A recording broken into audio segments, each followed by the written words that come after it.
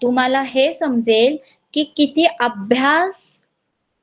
किती अभ्यासक वृत्ती आहे आपल्या कोऑर्डिनेटरची. म्हणून मी अभिमानाने म्हणते की आमच्याकडे अ, हे सर्व उपलब्ध आहे.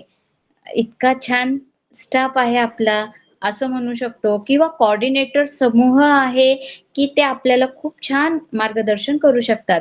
तुम्हाला बघा त्यांचे प्रश्न सांगते, जे त्या माहिती पत्रकावर आधारित होते. तर कोमल मॅडमने काढलेले 3 प्रश्न असे होते. गर्भाशय सुरक्षित राहण्यासाठी तुम्ही कशी काळजी घ्याल? दुसरा प्रश्न, मासिक पाळीच्या दिवसात तुम्हाला होणारा त्रास जसे की खाज येणे, पुरळ येणे यासाठी तुम्ही कशा सॅनिटरी नॅपकिनची निवड कराल?